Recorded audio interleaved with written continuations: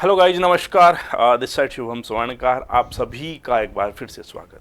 तो जो हम लोग पेपर सॉल्व कर रहे थे उसकी सीक्वेंस में आज का जो पेपर है वो है हमारा CET 10+2 लेवल। 4 फरवरी की पहली और दूसरी शिफ्ट हम लोग कर चुके हैं।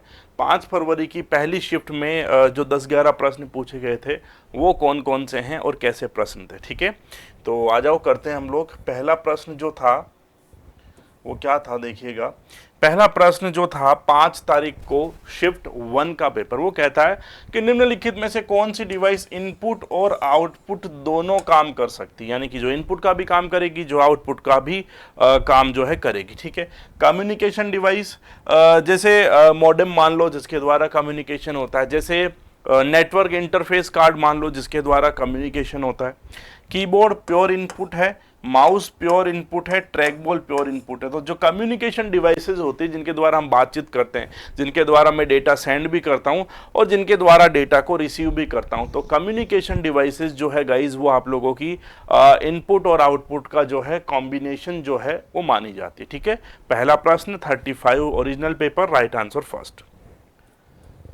48 नंबर प्रश्न, डिलीट होने के बाद विंडोज़ में फाइलें कहाँ जाती है। अब कॉमन सा प्रश्न है, जब फाइलों को डिलीट कर देते हैं तो वो फाइलें सारी की सारी रिसाइकल बिन में जाती है। इसका ऐसा भी प्रश्न बनता है कि अगर आप लोग रिसाइकल बिन में नहीं भेजना चाहते हो या परमानेंट डिलीट करना चाहते हो, तब आप लोगों के पास में जो बटन है वो कौन सा है।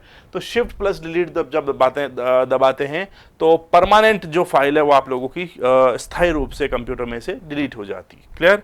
क्वेश्चन नंबर 3, विंडोज में स्थायी रूप से किसी फाइल को हटाने के लिए, देखो अभी अभी बात करी, सेम पेपर में फाइल डिलीट का पूछ लिया, सेम पेपर में स्थायी रूप से, तो स्थायी रूप से कहां पर होता है, शिफ्ट प्लस डिलीट।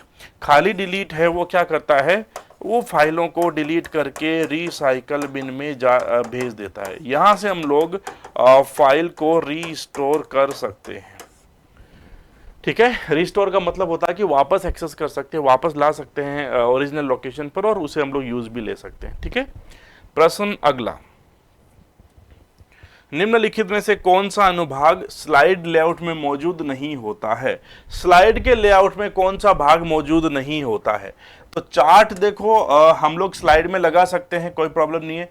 लिस्ट भी लगा सकते हैं, टाइटल भी लगा सकते हैं। देखो दो चीजें हैं,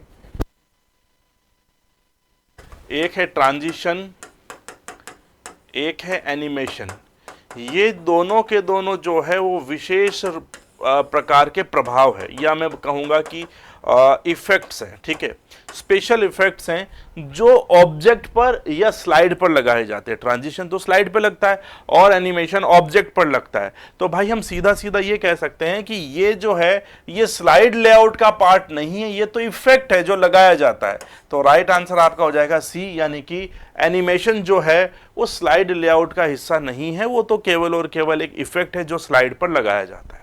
ठीक है, अगला 75, निम्नलिखित में से कौन सी सुविधा आपको अपनी वर्कशीट में डेटा को कम करने की अनुमति देती है। आपको अपनी वर्कशीट में कम करना मतलब फिल्टर कर देना, सीधी सीधी बात यह है।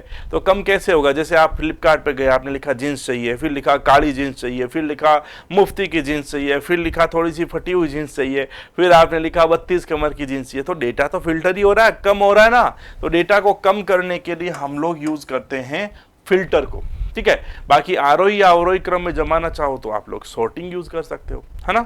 अगला प्रश्न है, डीबीएमएस में डेटा के कंटेंट व स्थान की पहचान किससे करी जाती है। डीबीएमएस में डेटा का कंटेंट और स्थान किसके द्वारा पढ़ा जाता है। यूं कहूंगा कि जब डेटा के बारे में कुछ बेसिक इंफॉर्मेशन होती है ना, यानी कि मैं कहूंगा डेटा के बारे में जानकारी, है ना, या यूं कह सकता हूं कि डेटा के बारे में डेटा, और डेटा के बारे में डेटा यानी कि डेटा अबाउट डेटा, और उस डेटा को हम लोग कहते हैं मेटा डेटा। ठीक है, तो डेटा के बारे में जब आप लोगों को अतिरिक्त जानकारी चाहिए, जब आपको एक्स्ट्रा जानकारी चाहिए डेटा के बारे में, तो वो हम लोग पता लगाते हैं मेटा डेटा से। ठीक है, वो हम लोग लगाते हैं मेटा डेटा से।